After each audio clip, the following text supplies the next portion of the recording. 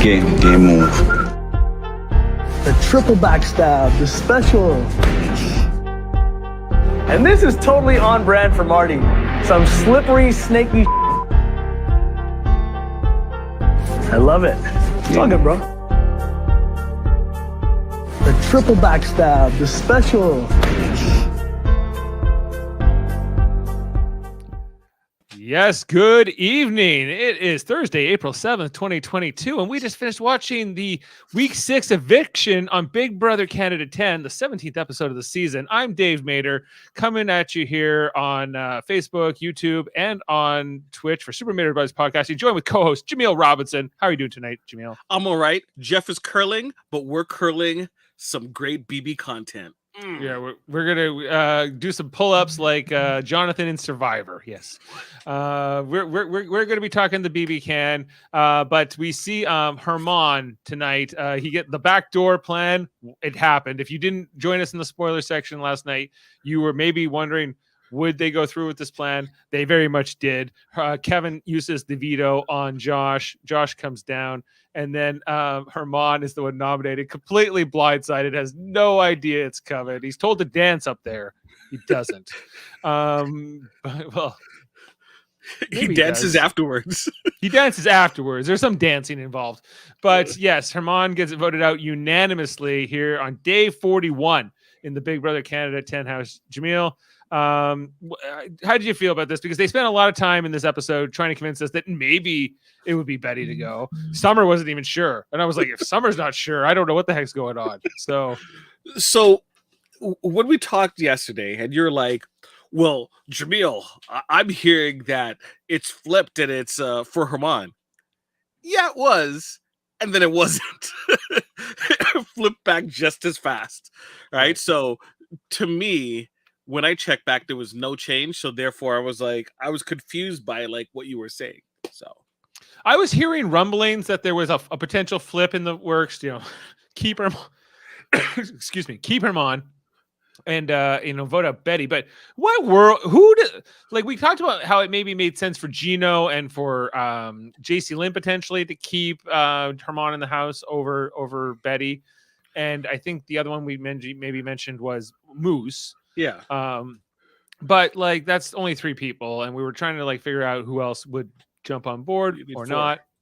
4. Summer was the closest, it seemed like, in some ways, even though when Mr. Herman there was making his whole pitch to Summer, sometimes I really enjoy Summer in some of her scenes with the other house guests. Sometimes not. Sometimes, I'm kind of up and down on Summer overall, but it's just she's like, give me your pitch, sir. And she's like, and he's like, I've always been loyal to you. She's like, I don't know.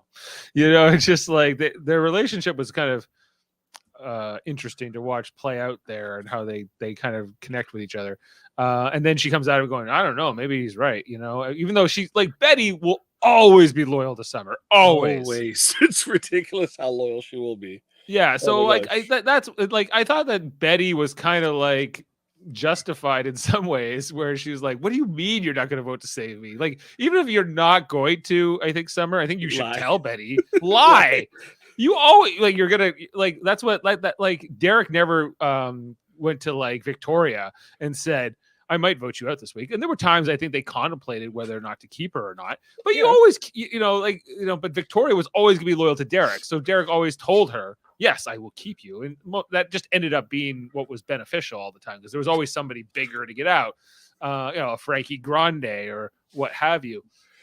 I just figured that one of these people are going home, right? So if you bounce a check, it's all right. Mm-hmm. They're not going to come in and cash it as long as you don't rub salt in people's eyes, right? Say, things change. I want to vote for you, but unfortunately, I went with the better deal. Right? You could, Betty's not the type of person, I think, with a relationship with Summer that she would take it so personally that things changed. Herman, same thing, right? Herman is not going to be mad at you, Summer, if you don't vote for him. He's already focused. I love it. It's all good, bro. He's already focused on Marty. So yeah, okay, and we talk about bouncing a check, and so Marty like that day, that very same day, they're like, yeah, he's like, don't worry, man. If anybody if something happens and someone comes down weirdly and Kevin uses the veto, then don't worry, Summer will be the nominee. He's like, cool. And then, he was stunned. He was stunned in this ceremony here when he gets nominated. And I can't even really remember what Marty says is the reason. Like Marty, I think was just he said that you were coming after people that are very close to me, and it doesn't make sense as a game move for me to keep you. So therefore, this is just a game move. I know he's like, but you said you promised me safety, and it's like, yeah, but you're coming after the people that that are close to me, and you're a good competitor, so I have to take my shot now. All right. He says that he was looking to start this week looking for revenge. He did say revenge finally. But not in a clip that was glorious to pull. I was so disappointed. Revenge. It would just be insane. Yeah, he's like, no, it was him abandoning the plan for revenge and going with game move. Which was it really his game move? It wasn't really. It's game move. It's Kevin's game move. Game move. Just game move. I want to be best friends with you, Herman, after the game. I did like Herman's response. He's like, can you do me a favor? Can you look at this camera over here, and say that I'm a backstabber? He's like, no, I'm not going to do that. Of course Marty wouldn't do that. Marty just has such a high opinion of like, I don't want to look bad on TV. It's just hilarious. Yeah, he knew that Herman was going to be pissed, right? Yeah. Him and Kevin kind of said as much leading up to it. And so, like, directly in the fallout of this ceremony, Herman, not quite as much as Betty and Josh did when they were nominated, not quite that much of a blow up, but Herman was definitely like, wow, this is like something, I did love this clip of Herman in the diary room. And this is totally on brand for Marty.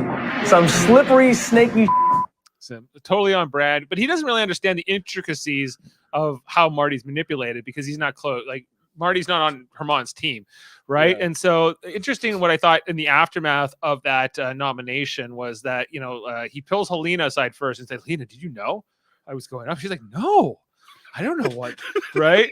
Obviously she was very much involved. And then whereas Kevin, I think, especially as the veto holder, just decides, yeah, I knew you were going up. Yeah, yes, I knew that. I knew this was happening.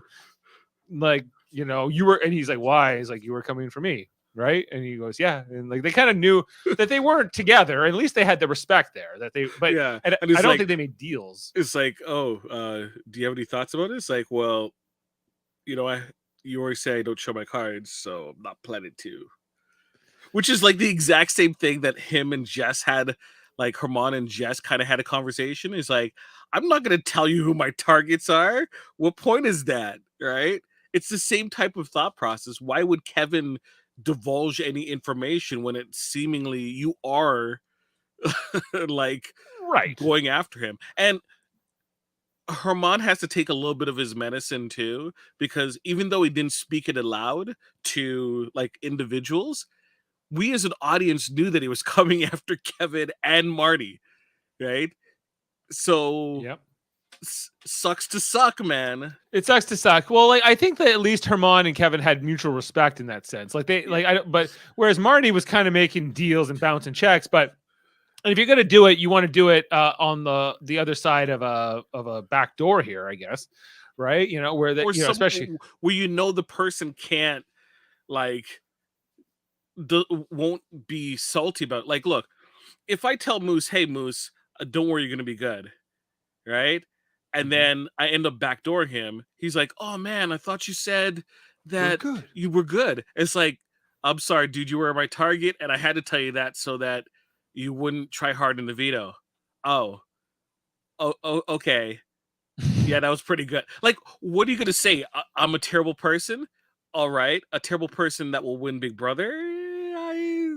It's totally fine with that. It's kind of like boxing, Jaemeel. Like Muhammad Ali was one of the best boxers in the entire world.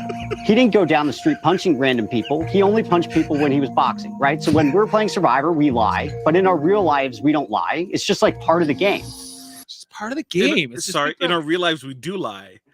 Like, I don't actually like that analogy. If people tell me that they never lie in their life, I think they're lying right there, and I don't believe them. right? Now, the magnitude of the lies is different. What Now, about George Washington? sorry? George Washington, was that its like thing? I cannot tell a No, lie. Honest Abe. Honest Abe Abe, Lincoln. okay. Honest Abe Lincoln. Right. Mhm. But I knew where you were going with that. I'm just saying that there's if someone lies to you uh, in terms of something personal, right? That Right. I can understand taking offense to you, but you're playing a game, and a game where there's an expectation of deceit involved. You can't get salty about it, right? You can't. You need to make sure that you put yourself in a good enough position where you'll be okay, or you can like suss out if the person is could possibly betray you, right? You have to measure the lie to the truth, right? Right. And figure out, understand the person's motivation. If you're a bad game player and you get hit over the head with a lie, that's your fault. I'm sorry, right? Well, how do you, People lying to Kevin all the time, right? But right. Kevin is smart enough to kind of suss out the difference. How do you know? Like, is that just like an intangible quality? Like, is that something, a skill you can learn? You never know if people are lying to you or not, so you have to think about it. What is their motivation? What is this person like? And what benefits them to tell you the truth, lie? But like, there's so many relationships, and that's what makes Big Brother sort of, and Survivor and different games like this very dynamic, because like, yeah, okay, like I know like Herman and Moose are friends, but I don't really know like if you're Betty, like, is Summer closer to Herman or me? Well, she thinks her, but maybe that's not the case. And so there's so many, like, you have to sort of like, what is everybody's individual pecking order? Because I guess everyone has one. Yeah. And so you have to just kind of visualize that in your head, and then kind of make sense if what they're telling you would actually add up to what you think that they are, how they're valuing the different players in the game. Yeah, right? like if you have a good sense of this person and their motivations, then you can kind of understand what actions they'll make. Kevin has a good grasp on individuals, like especially Marty. So therefore, he knows how to talk to him to get what he needs, because he can manipulate the motivations in the direction that he wants, right? Right. Can he do the same thing necessarily with Summer? I don't think he'll be as successful as he is with Marty, right? His grasp on Summer is different than Marty. His grasp on Herman, they were two totally different people. He never went down that route, right? Yeah. And Herman never really got a good sense of Kevin, and that's why Kevin was always someone that was on his radar, right? Right. And he was pretty vocal, but and it's like Herman's game here. Like, how do you evaluate his eviction here? Did he make his own bed in some ways? How did his gameplay sort of get him into this situation? The fact that people, like, he was kind of saying tonight, to Gino, especially, I think in their couple club conversations, like, yeah, you're with me or you're not. Like, I don't play around. I'm not like the slippery, snaky shit like Marty. Like, I'm not. You know where I stand. Is that true? And is that even respectful, or is that like, it is whatever? It's however he wants to play the game. Like, look at it this way. Herman, and I mentioned this before yesterday's episode. Herman plays a specific type of game, which is he wants to win out, right? He wants his team to win out. He wanted an alliance that would steamroll, right? Yes. Get to the end. right? Didn't happen. Playing that type of game, sure, it's successful, but you can't play it halfway, right? You can't play it halfway. When Kyle left, that in the entirety of the alliance, quote unquote alliance that he had, was gone, and therefore there was no protection. Right. So what happened the following week? Who was HOH? Jessica, right? Yes. And he was immediately put up, right? There was no protection. There's no insulation, right, to protect it. At least Gino and Jess are a duo. Marty and Herman, right? And a duo that's quiet. Jacey-Lynne, not Jess. Sorry, Jacey-Lynne. What did I say? I said Jess. You said Marty, Gino and Jess. I'm like, Gino and Jess. That would be an interesting showmance, but that would be a very interesting showman. Gino and Jacey-Lynne, apologies, right, are very quiet, right? And at the very least, Gino has done enough to kind of give himself some goodwill with the house. Herman is very vocal about how he feels, about how he moves. He rubs people the wrong way because it's always, head on. And if you're part of allowance, a lot of your, your eccentric attitudes can be kind of smoothed away. People like, that's just Herman. When you're not in a big alliance, I'm sorry, people are gonna be like gonna speak their mind and they're gonna call you out, right? And he got put up. Yeah, I found Herman was like kind of one of these interesting players where like I kind of liked his energy in some respects, and I thought he was funny at times. But on the other hand, like he was hard to root for. And the game he wanted to play was like a steamroll, kind of make a big alliance with the strongest, jockiest people possible, and then just run out like the weirdos and like the floaters or whatever. And get them out, and then he'll beat out Gino in the end. Like he wanted to play kind of like a pretty boys type alliance game, and I guess like that's kind of been the go-to for so many seasons now. But if that doesn't work out, your ability to pivot, you have to pivot to something else, and I just don't think Herman is capable of that. He had no self-awareness. Like at least the pretty boys at least were socially dynamic to kind of once again insulate themselves. Herman should have been an absolute duo with Summer. Summer had the social aspect on lock and had a really good understanding of people where they were at. Herman could win, right? And she could, talk, right? It's best of both worlds, right? But no, he was getting mad at Summer for underplaying her physical abilities. What?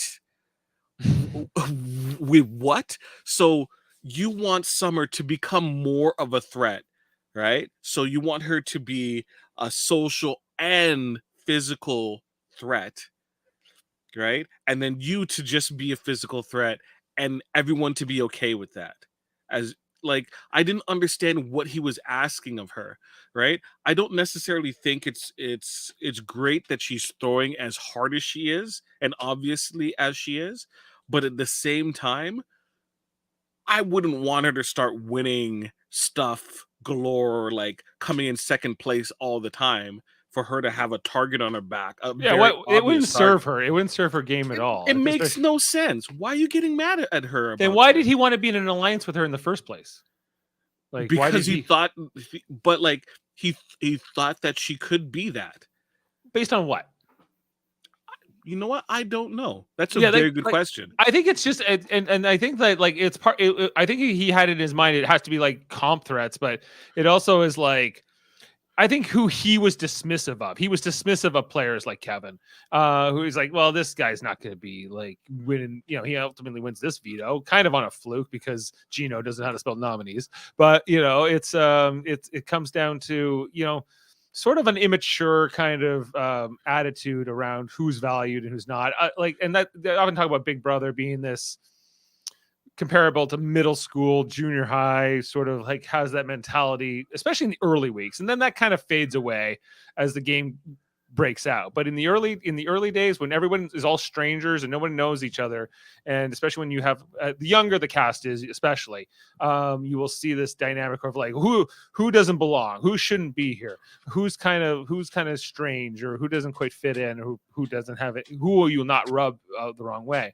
Whether it be the boy, it's usually like a boys club or some kind of like group of alpha types or wannabe types. At least. Look who's won challenges. It's okay. Moose and Herman have, right? Gino won what? One?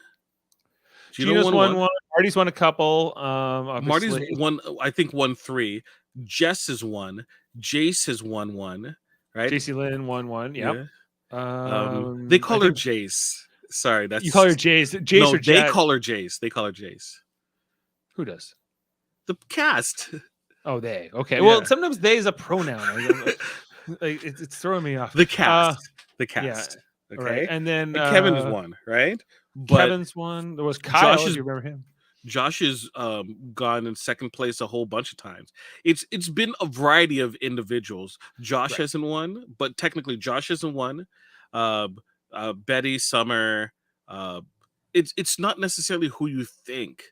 right? There's a whole variety of challenge, and you thinking just getting physical people is going to, put competitions on lock. You need people like Kevin, right? Like Summer, right? If Summer Yeah. was in at least a comfortable situation, I think she would definitely try a little bit harder. But you know, you're asking people to start gaming at the beginning of the thing to win comps. Why? She was in a perfectly good situation. She hasn't been on the block yet. Like, No, and like, and I think with Herman, like he didn't understand the value of Summer's social game for, like I think they could have been an alliance, and I think Moose and whoever could have been part of it too, yeah, and it kind of was for a bit, but at the end of the day, like he didn't really, his strategy was just based on comps, and he was boring, and I think you're right, he was too forward, he was too aggressive in a lot of his pitches, no subtlety. Didn't really know how to do subtle, I don't think, and like especially when he was like, I remember when he was like so mad at Kyle, he's like, as a man you've destroyed me. He's like, what do you mean as a man? What does that mean? Like he's like, well, whatever, I don't really know what I mean, but as you didn't tell me what was going on, Kyle. He would make the stupidest Voltron. It'd just be arms. Voltron of arms. Just to break down a couple of these scenes tonight. So after like the nominations itself, there was a quickly like a scene where Moose and Summer and Betty were talking in the Expedia room. He's like, I can't. And Moose is like, come on. This is a Big Brother, like it should be on a rule book. If there's like a best practices, a Big Brother, you do not go up to the other nominee when somebody else is nominated and say, I'm so upset for you guys. But especially that nominee who's been up there for days, you're obviously more distraught about the new nominee, and just I don't know, like he should have been like, Betty, I'm sorry you didn't get the veto. I wish you luck. Herman is my really close to me, so it's going to be a really hard decision. Right? That's a different energy than what he brought. Oh, I feel so bad for you both equally, but not. And it's so fake, and it's so transparent. So just like this Moose guy, like even like, and Summer, I think is kind. It sucks to suck, is what she says to Betty after Moose leaves. She's kind of like, yeah, it was kind of nonsense. What are you doing, Moose? Write that down. That's a Big Brother t-shirt right there. Sucks to suck. Sucks to suck. Yeah. And then there's the scene after that with Marty and Herman in the HOH, where Herman, like we were saying how Herman's so direct, and here he was like the triple backstab. Will you say into the camera like I'm a backstabber? Marty kept pretty calm throughout all of this, right? Like, Get back at the end. There was none of that. I'm always worried now that Marty's gonna fly off the handle and like get all upset and say, I put you, it's a game move. Game move. Is that clear enough to you? But he break me. Right. And so Marty chooses not to tell him before the ceremony, or not give him any indication before the ceremony. And instead he's like, he knew this was kind of coming. So I think he just like, I got to tell him it's all moves. And then we see in like the goodbye message later on in the episode, Jaemeel, he's like, I hope we can be best friends forever. I thought it was a little bit like, I don't know. Give the man time to grieve. You know what I mean? Yeah. Come on, Marty. Like Marty is so like he clearly values certain relationships much more than others. And he's clearly like at the end of the day, a bro. He just wants to like the boys club is kind of where his heart's at. And he, I think his allegiance to people like Helena is not as strong as those, He's closer to Kevin, but yeah. We're going to talk about that during. We don't necessarily like spoilers aren't at this point. Spoilers aren't important, so I can kind of like start peppering some stuff. Because we didn't get an HOH. I thought like they could have spent a lot less time like convincing us that there was a chance that Herman was going to stay, and more time maybe on an HOH competition, or tell us like give us an indication. I think they had this particular competition in mind, and it's a big live feed event, so that's why people are going to be glued to it. Like I'm watching it on a second screen right now. Right. I'm curious. Do you think we'll get an answer within the hour? No, No? no way, It's no an endurance way. comp. It technically is. So the way the competition is, it's called Buzzkill, and they've done it before. I think they've done it on 5 and 7. Is you're sitting in front of a podium, and you have a buzzer, and you when the mark goes off, you have to make sure that you're not the last person to buzz in, right? Otherwise, the rest of the time you're just waiting for that mark. So Right. all of them are standing there waiting for the mark, and then when the mark goes off, then they have to buzz in and make sure that they're not the last. So 2 people have already been eliminated. So it's about reflexes, I guess, and sort of paying It's attention. it's endurance in the sense, because you need to make sure that you are focused enough to, when you hear that buzzer, to buzz in. Okay. All right. Well, like that's like, like any kind of game show would have that effect, right? Yeah. Which is kind of what Big Brother is. Yeah. And so interesting. Like, and then we the rest of the episode is just to recap what we didn't before the actual eviction took place. A lot of campaigning. It starts off with the Herman and Jacey-Lynne conversation, which, then she goes over to Gino and she's like, wow, Herman is like convincing me. And he's like, yeah. Like Gino, I am not like Jane said she likes Gino. I have Gino in the draft. I'm not even sure I'm cheering for Gino at all. Like, this guy is boring. White walls. It's white walls. Boring. Like, this is no good. Jacey-Lynne is the most interesting thing about him. I think. But she plays the game even less than he does. I know. Like, they're both like, and then Herman at the end, Arissa's like, who do you think's gonna win? He's like, don't count out that show, man. So I'm like, these two are not pulling off the win. It would have to be like they stumble into the win like the Pax brothers. That's how they're going to win. It's not. I love it. Yeah, it's not earned completely. It's not like this great legacy up into the end. It's like, remember how great Gino played in week 7? Yeah, like, I remember when he laid on the. He's like, Marty, is this week 7? No, this is week 6. This is end of week 6. Yeah. He's like, Marty, do whatever you want. Okay, do whatever you want to. Are you fine with me putting up Herman? Sure. Okay. Great gameplay, Gino. Great job. And then they go in the diary room. Why'd you say yes? He's like, well, I don't know. If I say no, he might put me up. So I'm not going to say it. Like, Lord. Come on, Gino. Oh my gosh. That was so terrible. They got to get this guy out. I got him in the draft. Yeah, I got him in the draft. And I don't even want him around. So things turned for Herman when Betty basically made a 4-person alliance with Gino and Jace. So it's Betty, Josh. Okay. Yeah. As well as Kevin and Helena attempted to make a 4-person alliance with Gino and Jace, but Gino and Jace wanted Josh and Betty versus Helena and Kevin. Yeah. Right. Well, I can see that because Helena and Kevin would probably be more formidable and like opponents in some ways, right? Like, sure. And Kevin and Helena are more nerdish and not as cool. Not as cool as Gino. Not as cool as Josh and Betty. Is Josh cool? People like Josh. Josh is like has that calm, cool type of thing. He's tall. He's handsome. He's a marine biologist. Why would you pick that? I don't know. He's like George Costanza. Like that was what he was like. I've always wanted to be a marine biologist. And then in that, there's a Seinfeld episode where there's a beached whale that's in distress, and George Costanza is pretending to be a marine biologist to impress this girlfriend of his for the entire episode. And they're like, is anyone a marine biologist? Like, no, don't throw me in there. Don't make me save the whale. And that was hilarious tonight. The stuff with him and Kevin, where he's like, what are barracudas like?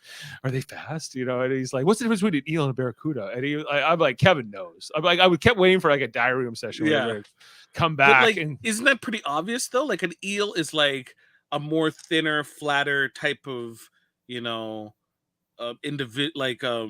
a sea creature versus a barracuda is like a tubular thing with like a whiskers, like almost like a long catfish kind of thing.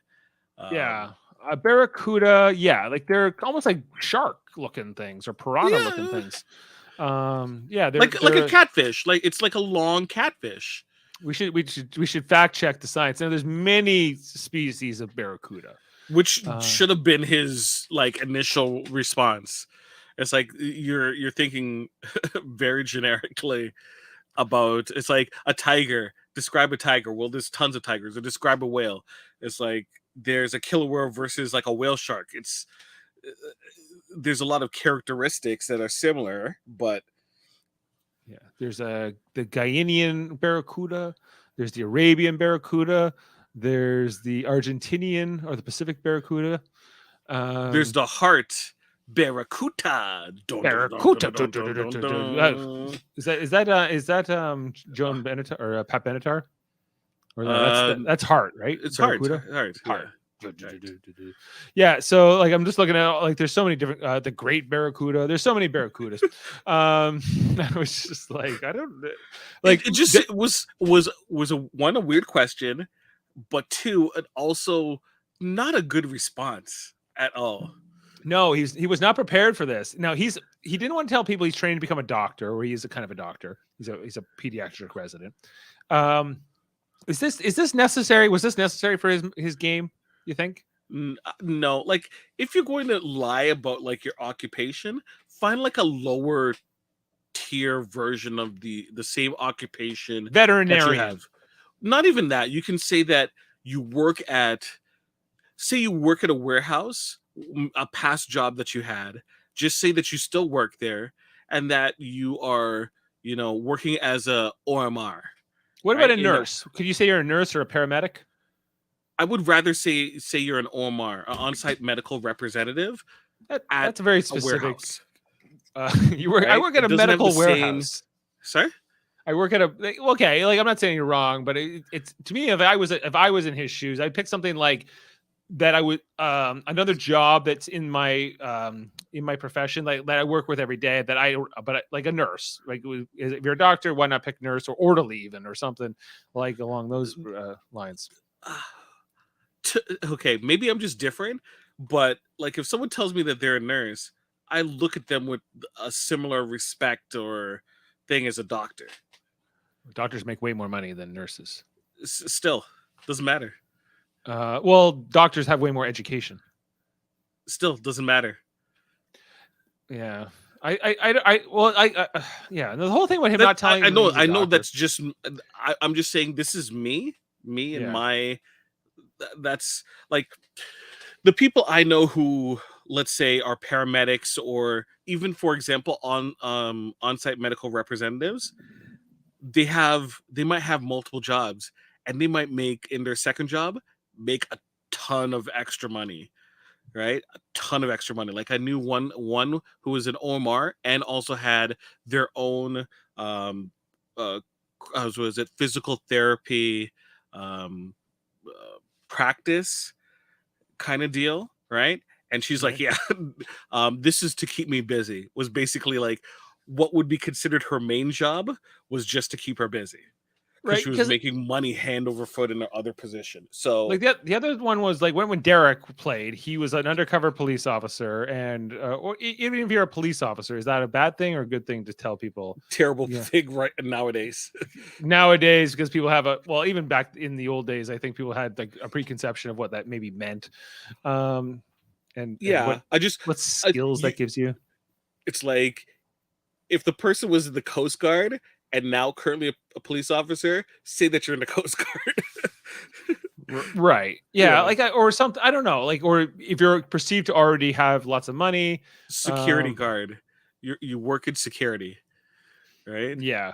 I remember when Derek played, instead of saying he was an undercover cop, he said he was like a civil planner or something. He worked like at City Hall or something kind of like an office job. Maybe why didn't he say one of his undercover like I'm a drug dealer. Well, he might not have just been a drug dealer. It could have been. I think that's what he was doing. Was narcotics or something like that. Well, you better not go undercover again, because I'd be like, no. He was. I think he was already retired from undercover work when he played. I think especially he's like, I'm going to be on a TV show. I don't think this is going to really work for me anymore. Yeah. So, but then you also see in like the diary room, like Josh tonight. It's like, well, I have a final two with Herman, but I'm really close with Betty. Plus, I'm kind of working with the showmans. But plus, I'm working with Helena and Kevin. It's like. Josh, you were maybe stretching yourself too thin here in this game. Like, are you gonna? Yeah. Is this gonna come back to you once people compare notes at jury? Yes and no, because like you could kind of be working with someone and then have final deals. Like if he didn't vote, if Josh didn't vote with Betty, right? Right. Like, does he have enough votes? Does Herman have enough votes? No, he doesn't. No. Right? Yeah. Now, is it like a chicken and egg? Like once he didn't have Josh's votes, and that means he only had he was only hoping for Gino, Jace, Moose, and Summer, but then Summer was wishy-washy, right? And then Gino and Jace, flipped with Betty. It didn't even matter. It became inconsequential, right? Plus, Betty is a much better person to team up with than, once again, Herman. Yeah. And speaking of Betty, like the whole conversation, there's a conversation after some campaign where Betty's talking to Helena. And I don't think I've seen these two have a lot of conversations before. But like Helena's like, you have my vote and so much, and they kept talking. I thought that Betty's pitch to Helena was the best pitch that Betty does in the whole episode, or, because a lot of times I think Betty's almost talking people out of keeping her. I'm like, Betty, you shouldn't even be campaigning too hard. You should actually just get out of the way, and like everyone will understand that Herman has to go. Herman is doomed. Herman is doomed. Like, as long as like your worst case is that you're in everybody's ear and they're like, oh, I just don't want to live with Betty anymore. Let's get rid of Betty. Betty keeps talking. Yeah, but I thought that this conversation, like a lot of her pitch, and she's like, well, why? Like the whole mentality of people like Herman, where like, oh, I won a couple comps, so therefore, this idea of like I deserve to be on TV and on this show more than you do. That just it's kind of like rubbing people the wrong way, and it rubs the audience, I think, in the wrong ways in a lot of cases. And like that these two could work together. Why should we let these why should we just fall around these like comp threat guys like Gino and whoever just and like hope that they throw us a bone? Why not work together here? And I was like, yeah, like I could see something more here with Helena and Betty. Maybe it's the most like strategy I've seen out of Betty in anything, because most of the time she's just kind of like, huh? She's just it looks like she's just totally clueless, not sure. And even in this conversation with Helena, there's glimpses of that. But there's also these kind of more promising moments. And it makes me wonder, like, she must be better off than a Victoria, right? Like from Big Brother 16. Far. Yeah, by far. She's not in that category, but she's like that of the season. But like it's an improvement. Well, the whole teaming up with Gino and Jace, that was done by advice given to her by Kevin. And she ran with it, and she did a great job with the advice given. Yeah. Because then Betty's like talking to Jacey-Lynne at one point, and I'm like, this is bad. Don't like, why? It worked out. Did it? Yeah. Well, I guess it did. Betty stayed in the end. But then remember when Betty like walks in on or walks out, I guess, because she walks outside, and it's like Herman making his pitch to Gino. And and they're directly talking about Betty at that moment, and then Betty just like, I need hair, and she like comes out, and this is like the awkward moment. And I think if I was in the Big Brother house, I thought about this tonight, Jaemeel. I was like, anytime I sit down with somebody where like we're having a game talk, it should be like, okay, now if somebody walks in that we don't like, we need to change the subject quickly because we're talking about them. It should be this. We'll just start talking about pizza instead of having to like, isn't that like, I think that should just be like a rule. But I guess I guess that can make you look shady. But like, why? It should be pretty straightforward that if I'm talking to someone, I'm campaigning.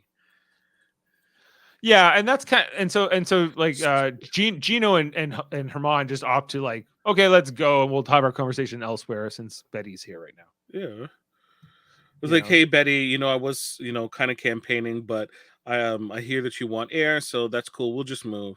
Right. Yeah, but that's not what happened, right? Like they just kind of he said something different, and they just awkwardly kind of parted ways here. Yeah. Gino was like, seems go inside. Yeah, Gino seems to be receptive to Herman's pitch, but then I'm like, I don't know. I don't think he could offer him really that much outside of being a shield. But let's see what kind of shield is he going to give you? Because let's say they put both Gino and Herman up. Herman is, chances are, he's probably going to take himself off the block. Yeah. Right. Yeah. Sure. And then what? Someone else is going to become the target? No, you're on the block. It's like, it seems more likely that people are going to focus on you. I just no, I don't think it's a good idea. I felt like tonight they were also trying to give more agency to Jacey-Lynne. Like they want her to be on the show and for people to know who she is, other than just Gino's showmance. So they give this conversation with like Summer and Jacey-Lynne, and then like right in the middle of the episode, and you're kind of like, okay, why are these two? Because they talk about what was it? The original alliance they had, the Honey Bunch. The Honey Bunch, yep. Josh, Gino, Summer, and Jacey-Lynne. They were the first four in the house, right? Yeah. That's crazy. Gino and Jacey-Lynne were both in the house. They came in together. I had forgotten about that. Put in work from the beginning. Put in work from the beginning. Yeah. Yep. Wow. So developments that happen. Summer was stretching, and Gino was there, and Gino was helping her stretch, and Jace walks in, and Jace didn't appreciate, Gino helped who stretch? Summer. Yeah. And Jace, went and had like a tiff with Gino, and then people were kind of laughing about it in the kitchen, and Gino was like, guys, he was kind of joking about it too. He was like, guys, you got to stop, or I'm going to be sleeping on the couch tonight, and little comments like that. And then like Jace was kind of freaking out and pissed off at Summer, and Summer's like, that's none of my concern. Like, I'll do whatever I want to. Right. And Gino had to calm Jace down, right? Saying like, it's just Summer and her attitude. I just don't like it. And, it isn't right. Even though Gino could have just quickly, just said, hey, I was just helping her stretch. There's nothing by it. Didn't mean anything. But, of course, now there might be an issue with Summer and Jace, but we'll see. Was that after this conversation or before? It's after this competition. It was after this, this game talk that they have, but they didn't put it on the show at all. Interestingly enough, they might leave it for. Hey, if Jace wins HOH, you can just you can put that in there. Yeah, sometimes they put this stuff in after the fact. Sometimes weeks later, like tonight when they were showing us the whole like marine biologist origins, they showed us like the very beginning of the show where Josh told Kevin about the marine biologist, and then Kevin's like, "Oh, I'm going to ask you so many things about fish, barracudas. You get ready." Wouldn't you be like, "Oh, geez, please, I don't want to talk about work." No, yeah, I didn't come here to become a marine biologist professor, a marine professor. No, anyway. Okay, so then that leads into the whole Betty and Summer conversation where Summer was just terrible and was just like, I don't know. And like Betty's like, what? And then she's like, do you want a hug? And then she doesn't want a hug from from Summer. I need your vote, man. I don't need your hugs. Yeah, like we said, bad move here by Summer. I think she was maybe like, even if she was not quite sure at that point what was going to happen, like I think she just tells Betty she's fine because Betty's so loyal to Summer. Summer, come on. Like just play it along. And then Betty goes off and talks to Josh outside. Josh's eating pizza throughout it. And he's like, I'm kind of almost pissed about this too. Kind of. But he basically says, don't worry, Summer's gonna come around. And she's like, but, and this is the thing about Betty. Betty's like, sometimes I think that she has this potential, but then she's such an emotional player who just can't get over anybody not being on her side. Not being on Team Betty is just not acceptable for an idea. Betty's got a Betty. Betty's got a Betty. And then let's talk about Moose a little bit, because they when we came back before the actual eviction, they're like, Canada voted on the greatest moment of last week, and it's Moose getting the ball into the competition. Yeah. In the double eviction, basically. I was like, what was up against this? I don't even know. I didn't even check it. It's boring. Was this a Twitter vote? Did I miss this? They did an online vote. It doesn't matter. It was boring. It felt like just a time waste, honestly. Like, show us the HOH competition. Like, Dude, they're not going to show you the HOH comp. Show me the HOH. It's online. Well, I said it was online, but right now it's kind of on. They're not showing it. Yeah. They stopped showing it. It's on break right now, so I don't know what's happening. I got another comment about this too, because like they were all kind of dressed in their athletic wear for the competition, presumably, right? But Kevin, I was like, most of them were fine, but Kevin's was no good to me because it was a golf shirt with like gym shorts and like these tall like socks, right? Like the compression socks. Yeah. I'm like, no golf shirt. You need a tank top or a t-shirt with this outfit. This golf shirt. Why can't you wear a golf shirt? It looked wrong. It looked wrong. It looked wrong. I'm thumbs down on this look, Kevin. Boo! Come on, man. Yeah, better shirt. Get a better shirt. I'm going on the record saying it. And then that was about it. Then we had the actual vote itself, which was kind of straightforward, minus the dancing. That's where Herman started dancing. That's where Herman, I won't dance for you. And then his exit interview, which I thought was kind of whatever. We had goodbye messages in the first time in forever. I couldn't remember the last time there was goodbye messages for Nivik B. They have the goodbye messages though. Like I believe they have it online. So they always see them no matter what. It's just like it doesn't always make the show. Yeah, it doesn't matter. Yeah, like sometimes it depends on what's said, I guess, right? Like if they're really savage or there's like this really like great like revelation. If it's boring, do you care? Do you honestly care? Do you want to see it? If it's boring? No, I guess not. Yeah. So no big loss. Show to me, it's like show me the content that rocks, that's interesting. Anything else, don't bother. Right. Okay. Oh, like the whole Moose thing, which I didn't care about. Moose, yeah, like and he got $1,000 gift card from Winners. Whatever. Yeah. Whatever. Like honestly, I did not care.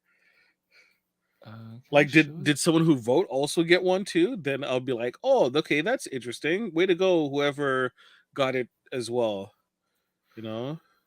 Now, Jaemeel, here's the shot we saw, the little preview we saw tonight of what this was going to look like. So they just have like all their podiums. Now Marty can't compete.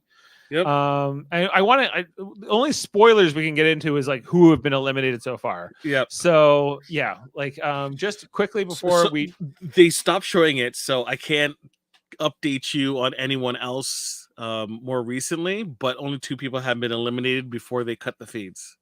Why would they cut the feeds? I don't know. Arissa says at the end of the episode, like, hey, we didn't fit on the show tonight, but go to the feeds, and then they cut the feeds. I don't know. Maybe something happened. Something dramatic. It better have.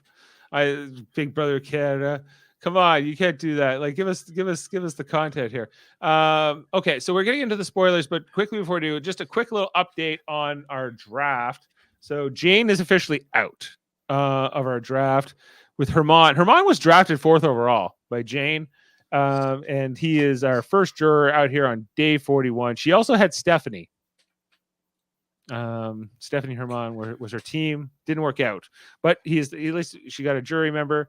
It sucks to suck. Sucks to suck. Jaemeel, you still have Moose in the game. Hold on, I have who? I believe it's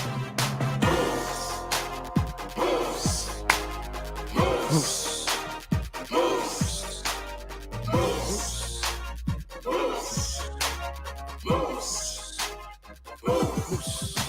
Not gonna win. Not gonna win, but when they will evict him, who's to say? Kevin is under Team Amanda. She lost Milena, that was the first evictee. But Kevin, I'm rooting, I guess, for Kevin to win this game at this point. Yeah, Kevin is awesome. Yeah, I got Gino in the draft. I'm not rooting for him to win, but if he wins, I will win this draft at least. And then Jeff's got Marty and Jacey-Lynne. I can't see either of those two winning. Like, right? So far, we know who definitely was not winning. So hopefully Kevin. Then there's like Sean has 3 people in our draft. He's got Josh, Betty, and Summer. And I don't know, maybe not Betty, but Summer and Josh are both contenders, I think, and Helena under Team Jen. So yeah, You never know. never know. I think Helena could win. I could see Helena being a winner. Could. Yeah, it all comes down to whether the jury will respect you enough to give you the win, right? And so There's a lot of game left. There's a lot Mhm. of game left. yes. That's the thing. Right. So if you don't want to know, tune out now. But It's not that spectacular, folks. it's not that we're talking about 2 eliminees from this challenge. So we are going to get into the challenge now. But if you don't want to know, come back Monday night after we watch the episode there and break down the week 7 kickoff. Okay, here we go.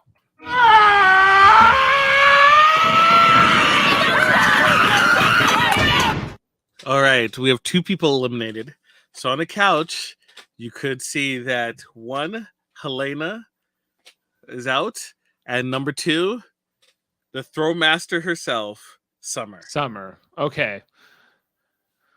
And fine. Like, I don't even think Helena needs the power yet, but because it's only going to make her people more aware of her, Yeah. right? And so I don't think But that her serves winning yet. something is also good. It kind of bolsters her resume. Right. The idea of a resume and like how much do you want to be seen playing? Like Summer has no resume, right? On purpose. She's fun Yeah. employed. Yeah. She's playing that strategy in the house. So who would be your sort of favorite to win this buzz-killed Kevin. competition? Kevin or Betty? Why Betty? Why do you think she would have? Because it'd be so awesome. Oh, you just hope she wins. A Betty HOH. What would even that be? Like, I'd go after Marty and Moose. Marty and Moose. Obviously, I don't want to talk to Marty. Obviously, I don't want to talk to Marty. But I will. That'd Yeah. be great. Well, I obviously, think it'd be Marty's put her fantastic. up, so it would make sense. For her to- Suck to suck. It sucks to suck. Is that clear enough? You do get back at you. Get back at them. Get back at them. Yeah. Okay, I can see here like who's next to who. Josh, and then Jacey-Lynne, and then Moose. It's hard to read them all, but Summer I think is the next one. Kevin, Betty, and then who am I forgetting? That's how it goes. That's how it goes. Okay, well, I think that's it. That's all we can really spoil, right? There's nothing else to. There's nothing, There's dude. nothing else to note. Okay, it's so not back.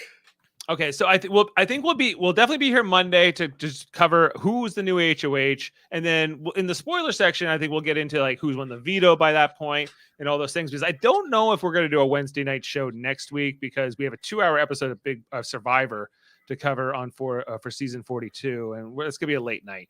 So unless there's hopefully we even have time to watch Big Brother that night, in all likelihood. So, but then we'll be back for the Thursday eviction in a week's time, for the week 7 eviction.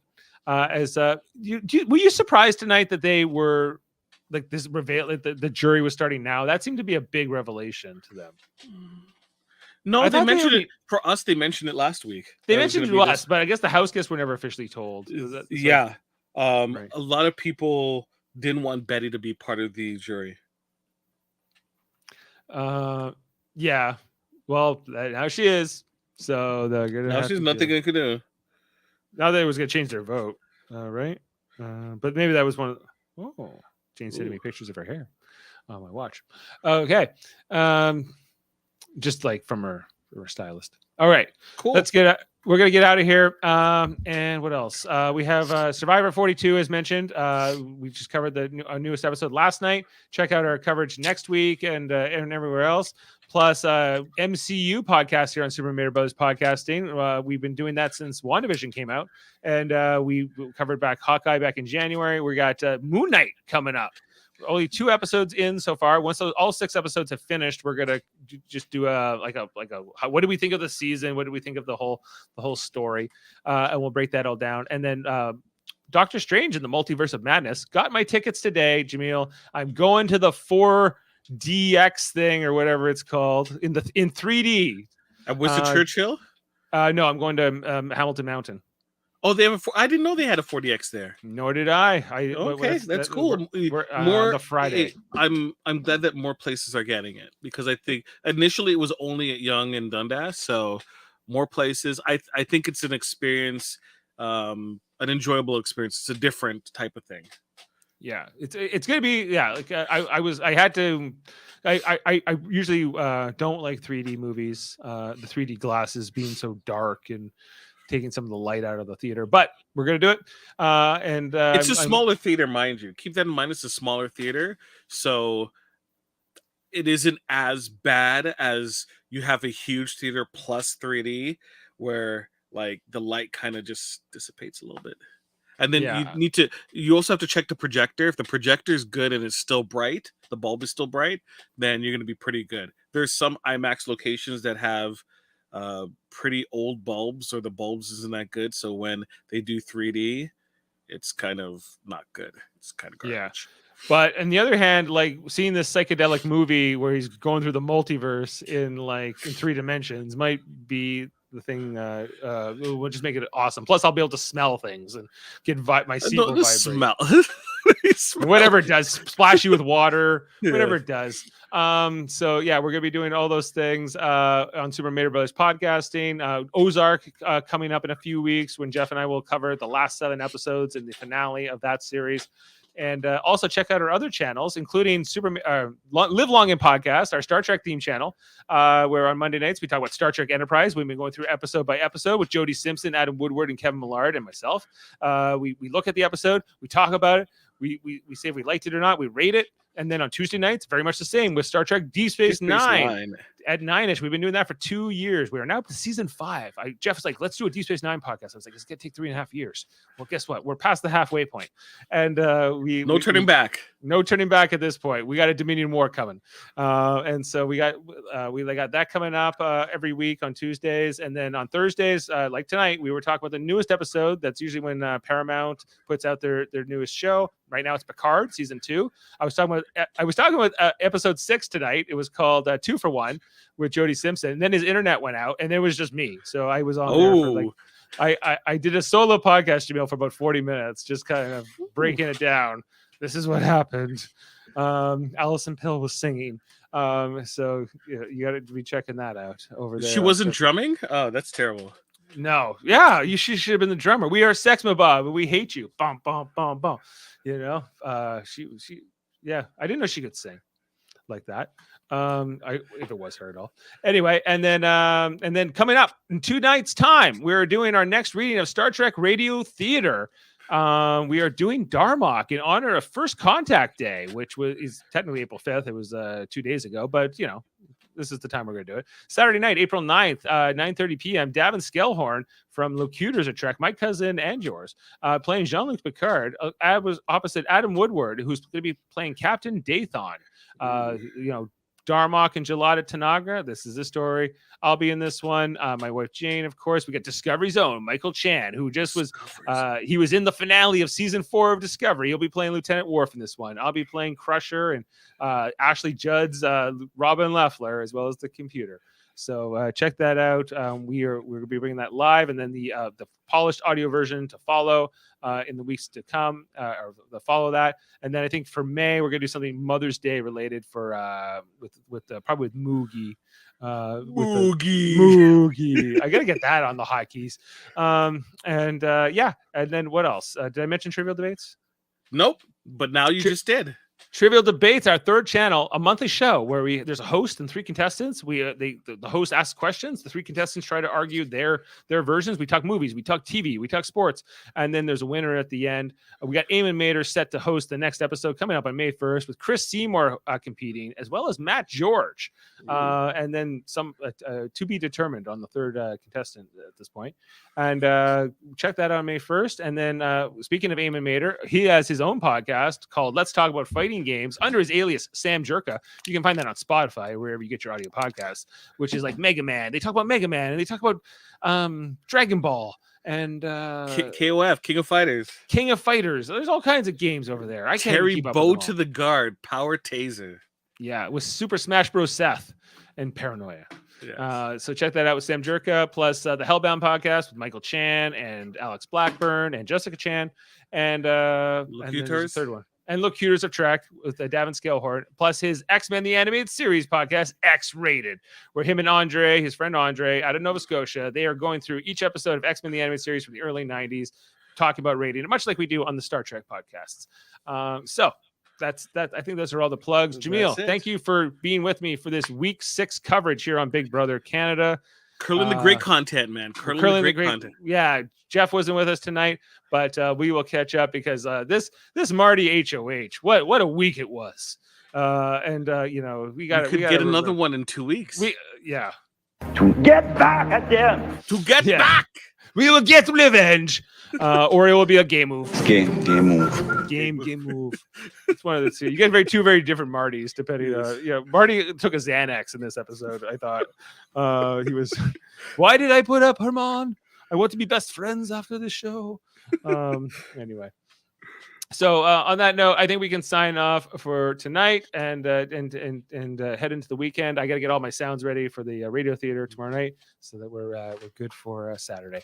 Okay, and on that, we'll play out the eulogy of Mr. Herman for this week. Jaemeel, take it easy, and we'll catch up on Monday, I guess, for the next one. Yep. All right. And this is totally on brand for Marty. Some slippery, snaky. Oh wait, that was the wrong sound. Is it this one? And remember, someone is always watching.